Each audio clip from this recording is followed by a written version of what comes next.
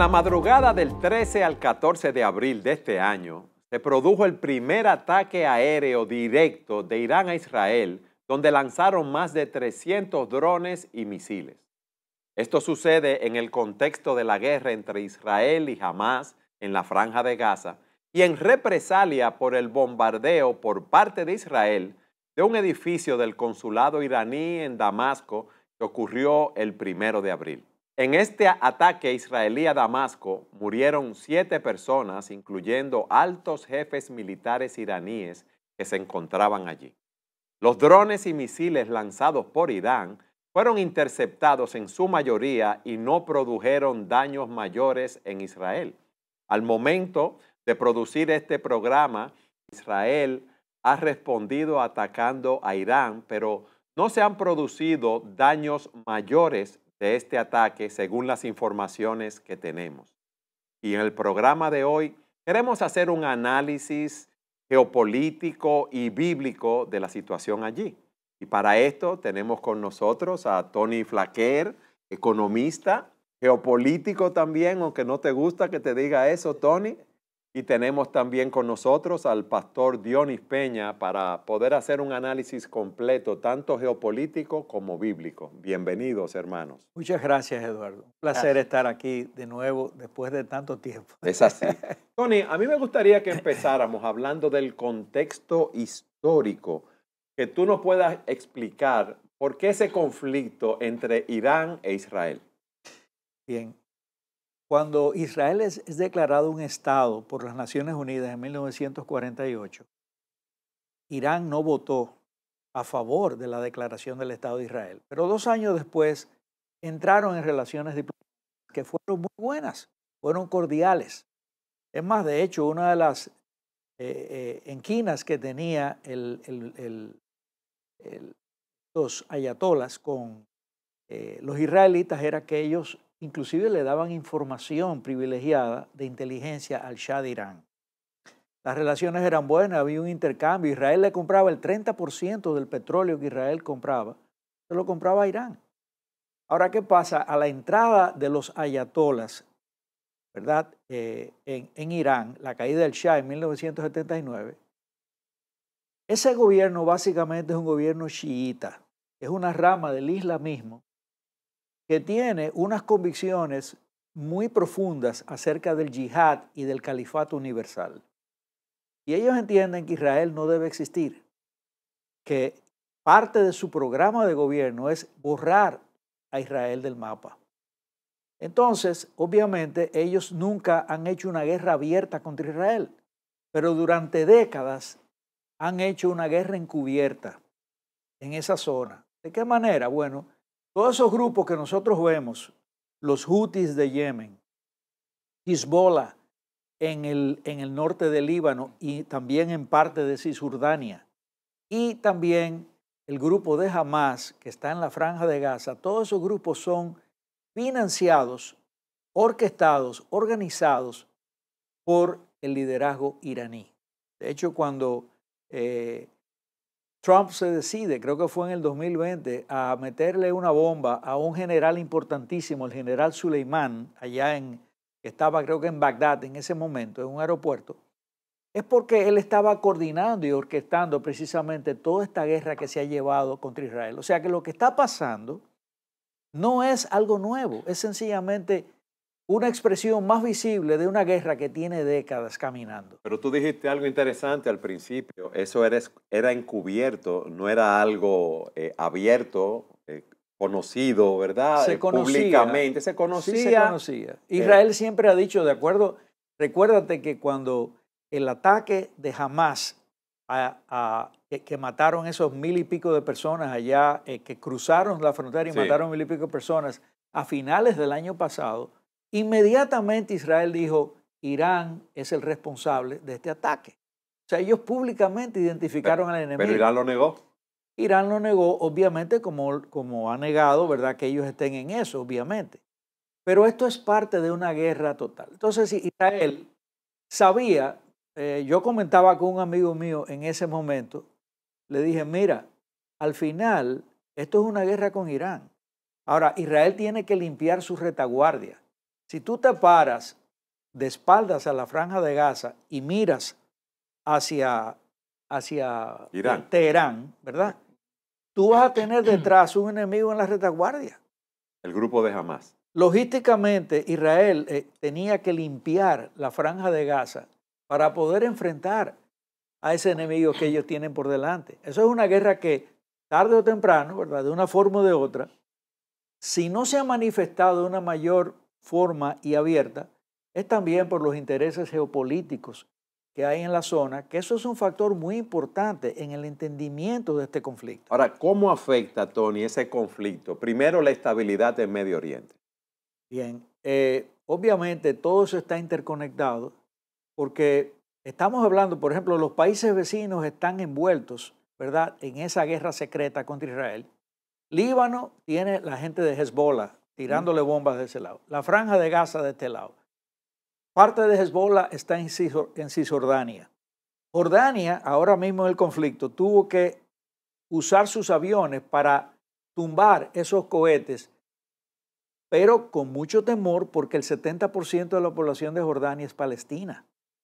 Pero también está el tema, ¿verdad?, de Irak, que es en gran medida es una población chiita, y de Irán, que estaría envuelto también, y por supuesto en la península arábiga estaría también Yemen, que es otro país donde está involucrado en este conflicto entre los chiitas, ¿verdad?, radicales, y la desaparición del Estado de Israel. En el ataque de Irán a Israel, ellos recibieron, Israel, el apoyo de Estados Unidos y otros países derribando De Francia, drones. Sí.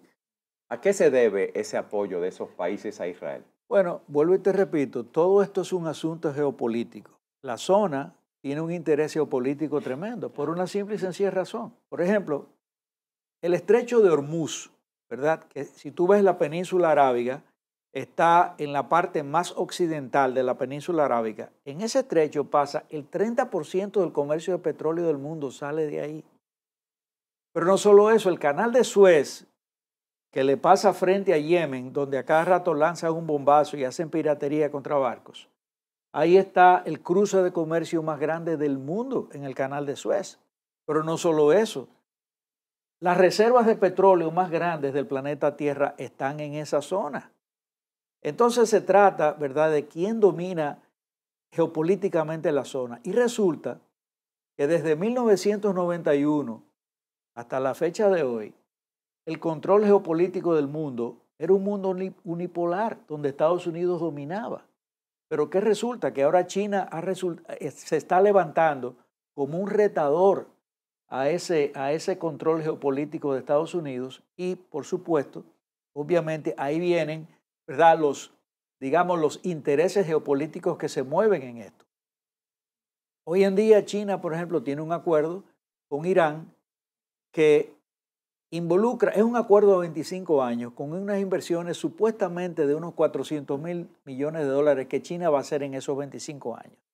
Pero China le ha salvado la campana a Irán porque Irán estaría en este momento destruido totalmente si China no estuviera comprado con las acciones que tiene el petróleo de Irán con un descuento importante, pero le está comprando prácticamente la mayor cantidad de petróleo que exporta Irán. Eso es por el bloqueo de otros países a Irán. Por el bloqueo de los países occidentales a Irán, que lo han declarado una nación terrorista. Ahora, lo delicado de esto es lo siguiente. China invitó a firmar a Irán en el 2021, antes del presidente que tenemos ahora, que es Ebrahim Raisi, el presidente actual de Irán. Había otro presidente anteriormente. Y firmó un acuerdo con una organización que se llama la Organización para la Cooperación de Shanghái. En ese acuerdo están países como Irán, está también la India, y como oyentes, es decir, que están hablando y teniendo conversaciones, está también Turquía y también Arabia Saudita. Ahora, ¿de qué se trata ese acuerdo? Esa organización para la cooperación de Shanghái, que creo que también está Pakistán ahí metido. Simple y sencillamente es un contrapeso a la OTAN. Ellos están tratando de formar un bloque, ¿verdad?, un bloque de defensa en Eurasia, o sea, en la parte Eurasia porque incluye a Turquía también, ¿verdad? Y todo eso, para poder contrarrestar la fortaleza de OTAN en Occidente. Entonces, ¿qué pasaría, por ejemplo, si Estados Unidos agrede a Irán? Bueno, de acuerdo a ese compromiso que han firmado, pudiese, El no significa compromiso que China-Irán. China-Irán, pudiese suceder que China pueda alegar que tiene ese compromiso de defensa de la soberanía y del territorio, porque así es que dice el acuerdo, de la soberanía territorial de los países firmantes. Entonces, es una situación compleja y complicada que nadie quiere, ¿verdad?, explotarla, pero sí estamos viendo un escenario que detrás del telón, el tema no es solamente Israel-Irán, es un tema de una configuración de un nuevo orden mundial. Y yo creo que Rusia también tiene algo que ver con el apoyo que le ha dado Claro que públicamente sí. a Irán. Rusia es miembro de ese tratado y también Rusia tiene un acuerdo con Irán.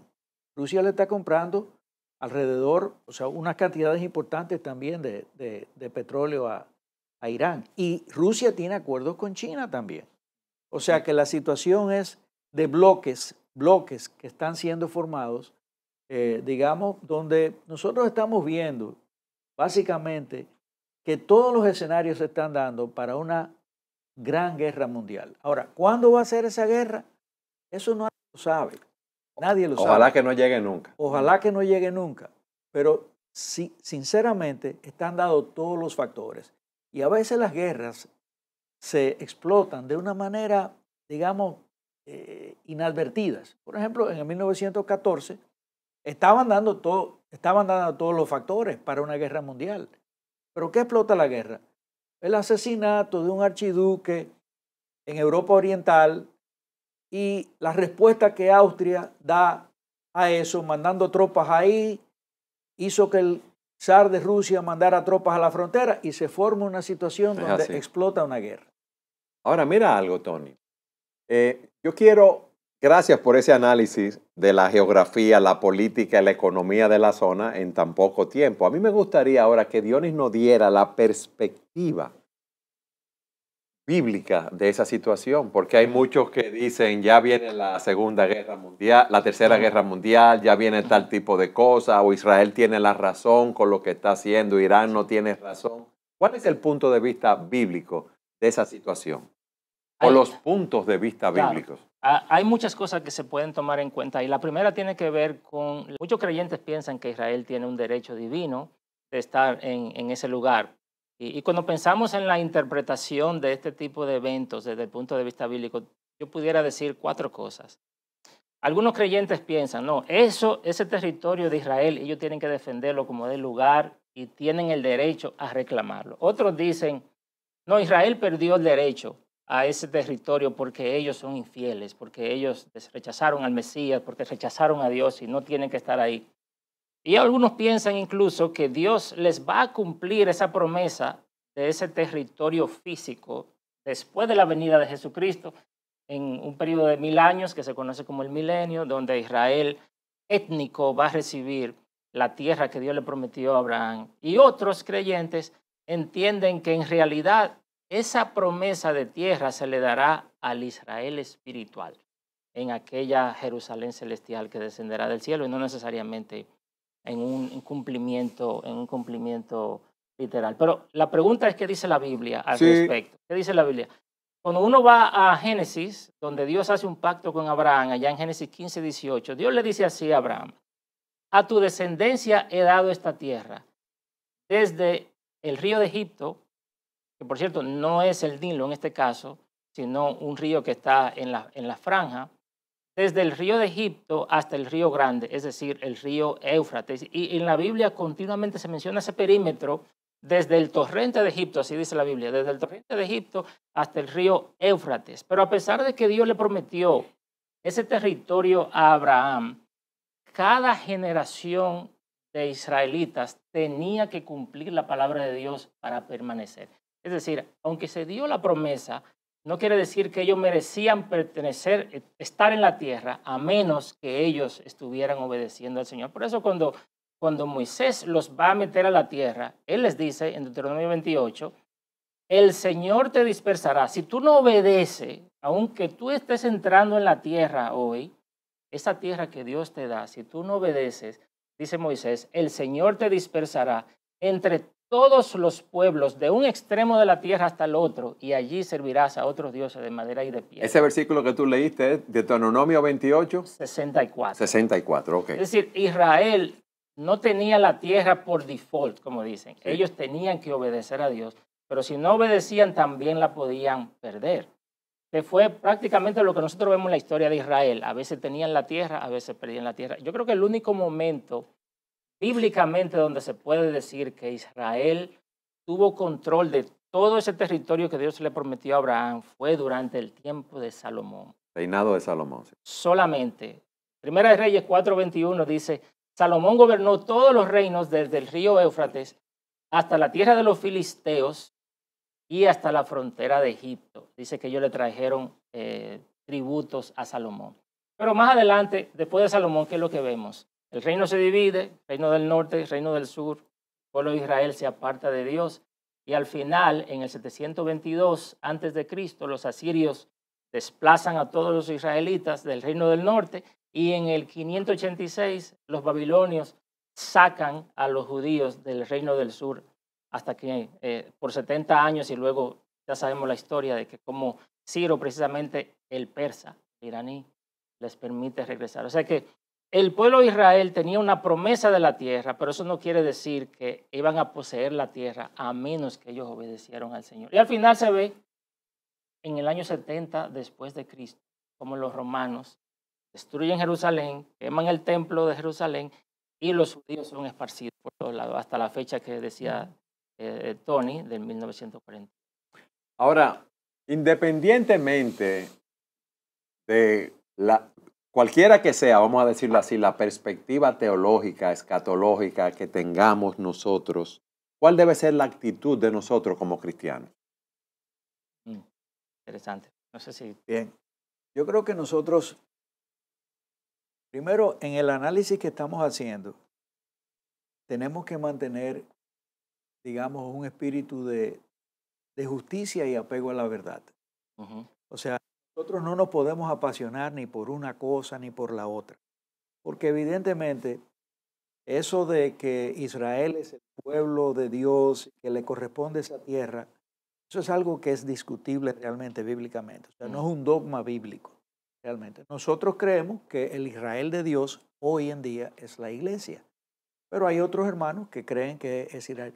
Pero nosotros tenemos que mantener también la cordura en esto y tener un análisis juicioso y pensar que la actitud nuestra tiene que ser de justicia y de apego a la verdad. Por ejemplo, quizás nosotros, por el hecho de que es Israel, no tenemos que aceptar o, digamos, aplaudir el tipo de acciones que necesariamente está llevando Israel en ese lugar. O sea, hay abusos que se han cometido en este proceso, ¿verdad?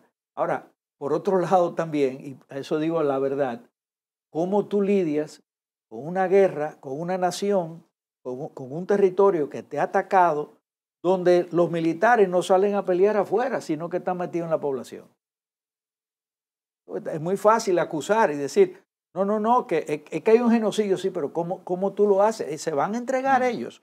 ¿O ellos van a pelear casa por casa y esquina por esquina? Tú lo dices en cuanto al enfrentamiento de los grupos terroristas en cuanto al enfrentamiento Gaza, sí. de los grupos terroristas en Gaza. O sea que yo creo que debemos mantener esa actitud y sobre todo nosotros, más que apasionarnos por un lado o por otro lado, es cómo nosotros debemos vivir, creo yo, ante las señales inminentes, por lo menos para mí, de que la venida del Señor podría estar cerca. Y tener una actitud también, yo creo que viendo estas cosas, de que nosotros en este mundo no estamos para semilla. Esto es un mundo cambiante, es un mundo incierto, es un mundo donde va a vivir en este tipo de guerras e inseguridades por toda la vida. ¿Debemos nosotros estar viviendo para construir los nidos en este mundo o debemos nosotros estar viviendo con una perspectiva de las cosas eternas y el valor de las cosas eternas? Yo creo que esas son las preguntas que tiene que hacerse un cristiano, más que estar averiguando detalles escatológicos y cosas de esas que en el fondo, nosotros mismos a veces ni entendemos bien. Y el pastor Dionis nos ha dado las diferentes perspectivas brevemente y lo que me gusta leyéndolo en las escrituras, pastor, de manera que podamos tener un entendimiento general, independientemente de lo que piense cada cual, porque lo principal es cuál es nuestra actitud como cristianos ante todo lo que está sucediendo. Nosotros no podemos regocijarnos porque haya una guerra. No podemos regocijarnos porque se maten entre sí ciudadanos de dos naciones. Entonces, yo me imagino que muchas personas dijeron, bueno, Irán atacó a Israel, ahora vamos a esperar que Israel venga, mande drones y bombas y destruya a Irán. Pero allí hay personas que tienen un alma a las cuales debemos llevar el evangelio. ¿Qué tú nos dices de eso, Dionis? Hay creyentes que, como decía don Tony, aplaudirían cualquier cosa que haga Israel porque tienen una mentalidad pro-Israel, pero yo creo que nuestra mentalidad debe ser pro-Jesucristo. Amén. El Señor Jesucristo fue quien nos dio el ejemplo cuando Él puso la parábola del buen samaritano. Él sabe que entre judíos y samaritanos hay un problema político, Él sabe que hay un problema cultural, Él sabe que hay un problema de relación, pero Jesús toma precisamente al enemigo, al samaritano, para decirle cómo luce el verdadero amor del prójimo. Así que yo creo que lo que nos está llamando el Señor ahora en un contexto como este, a nosotros los cristianos, es a reflejar precisamente eso mismo. Tanto en Israel como en Irán hay cristianos. De hecho, dicen que una de las iglesias de más rápido crecimiento se está dando ahora mismo en Irán. Pero tanto en Israel como en Irán hay perdidos. No todo el israelita está a salvo. Quiere decir que en las dos naciones hay tanto personas sufriendo como también hay agresores. Hay víctimas como hay agresores. Y lo que se necesita es el mensaje del evangelio. Porque la parte de la iglesia ahí es reflejar a Cristo, estar del lado de la verdad, estar del lado de la justicia. De hecho, hay ministerios internacionales que están trabajando para llevar Biblias ahora mismo en Irán. Yo leí recientemente que The Gospel Coalition tiene un ministerio en Irán para llevar Biblias, para evangelizar allá. ¿Qué haremos los cristianos? No, porque no es Israel, no lo vamos a apoyar. No, tenemos que apoyar eso. Y lo que está pasando allí, en ese lugar, evangelizando a los necesitados, ahí debe estar la iglesia, orando, pacificando e invirtiendo en que el evangelio de Jesucristo crezca. Dionis, tú tienes un gran llamado a plantar iglesias porque es algo latente en tu corazón. Y muchas personas en América Latina, en el mundo de habla hispana, pueden estar escuchando este programa diciendo, es verdad, hay que mandar misioneros, pero no se ven a sí mismos como misioneros para ir a esas naciones a trabajar, a llevar el evangelio. ¿Qué tú les dirías? Bueno, el llevamiento a las misiones es para todos nosotros y hay diferentes maneras de hacerlo. En primer lugar, yo puedo orar y yo debo orar por los que van. Yo debo invertir en aquellos que van, pero también yo puedo responder. El Señor nos ha dado la gran comisión a cada uno de nosotros. De hecho, eso me toca bastante cerca a mí, porque personalmente uno de mis hijos tiene un llamado misionero a ese lugar, a ese mundo, al Medio Oriente. Y desde muy joven él nos ha dicho a mi esposa y a mí, yo quiero ir a servir allá. Y su esposa actualmente también. Así que es lo que tenemos que hacer, responder al llamado del Señor y entregar lo mejor que tenemos de nosotros. Y si eso implica que nuestros hijos vayan a esa comunidad y entreguen su vida en ese lugar, pues que así sea. Y muchos no tendrán el llamado a ir a esos lugares, pero pueden apoyar en oración, pueden ayudar económicamente, pueden colaborar con esos grupos misioneros. Así es. Tony, ¿qué tú nos añadirías? Tú que empezaste hablando de geopolítica, pero tú eres un teólogo. No, mira, yo lo que te diría es lo siguiente, que yo quería hacer un balance también, sí, porque está pasando los dos extremos, ¿verdad? O hay gente súper pro Israel o hay gente también que se ha ido a un extremo. Yo creo que cuando que nosotros veamos digamos, las injusticias que se podrían haber cometido contra el pueblo palestino, que es una realidad, nosotros no podemos tampoco irnos al extremo como creyentes de apoyar organizaciones terroristas como Hamas. Claro. Y lo digo porque hay una corriente muy fuerte ahora, sobre todo en los Estados Unidos, donde los estudiantes ayer estaban cantando en Estados Unidos en en una manifestación en la Universidad de Columbia, nosotros somos Hamás. O sea, nosotros somos Hamás. Y en el puente de Brooklyn también se cantaba Muerte a América, Death to America. Y yo creo que en ese sentido... Eso es muy radical, Tony. Sí, muy radical, pero eso es muy manejado. Tú puedes ver que hay una manipulación y una implantación, ¿verdad?, de agentes que están manejando todo eso, que aún están en el Congreso de los Estados Unidos, que han sido electos. O sea, que tenemos que tener ese cuidado de nosotros no irnos ni a un extremo ni a otro. Eso es muy importante. Por eso digo que nosotros tenemos que ser en esto, apegarnos a la verdad, o sea, agarrarnos de las verdades del Evangelio para nosotros analizar esto, con justicia, con compasión, con misericordia, ¿verdad? Pero en la verdad. Yo quería añadir algo, sí, don Eduardo, respecto al pueblo cristiano hoy. Estos temas se prestan mucho para el sensacionalismo profético, ¿verdad?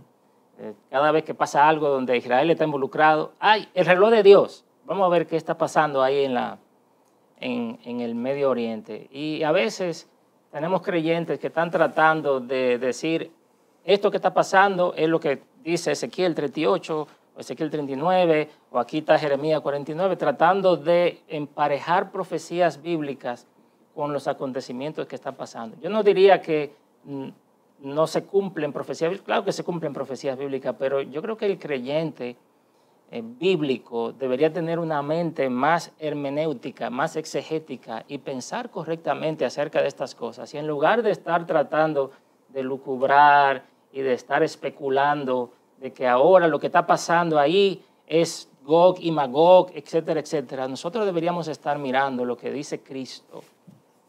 Habrán guerras y rumores de guerras, se levantarán naciones contra naciones y reino contra reino. Y Cristo dice que eso es apenas principio de dolores. Yo aconsejo a los creyentes que en lugar de estar, digamos, con ese apasionamiento escatológico, tratando de discernir que si Rusia, que si Persia, que nosotros pongamos la mirada en Cristo y que cada uno de nosotros se vele, como dice la Escritura, velemos porque la venida del Señor se acerca, aunque no pudiéramos decir específicamente, este evento apunta que va a haber una guerra y que ahí va a venir Jesucristo. Yo creo que ahí cabría una historia que a mí me gusta mucho, que un padre se sienta con una niña y hacen los devocionales sobre Apocalipsis. Al final de los devocionales él le pregunta a mi hija, ¿qué tú aprendiste de este libro? Mira, papi, yo no me acuerdo porque son tantas cosas raras que yo vi ahí.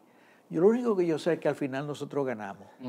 es así. Entonces, yo creo que la actitud del creyente, más que estar desentrañando esas cosas, tiene que ser, Apocalipsis nos está advirtiendo que el Señor vuelve.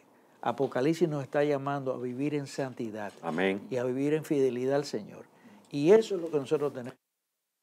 Es así. Gracias por haber estado con nosotros en este programa. Miren qué rápido pasó el tiempo. Gracias, Pastor Eduardo, por la invitación. Muchas gracias. Privilegio. Muchas gracias. Nosotros como creyentes, independientemente de la interpretación de los tiempos finales, estamos llamados a permanecer vigilantes en oración, orando por la paz, por sabiduría, por guía de Dios en tiempos tan difíciles. Y recuerden que sobre todo nosotros los cristianos estamos llamados a ser pacificadores. Por lo tanto, en el tiempo que estemos en esta tierra, lo que debemos hacer es salir a predicar las buenas nuevas de salvación, de manera que muchos puedan alcanzar la vida eterna en Jesucristo. Gracias por habernos acompañado en su programa Entendiendo los Tiempos.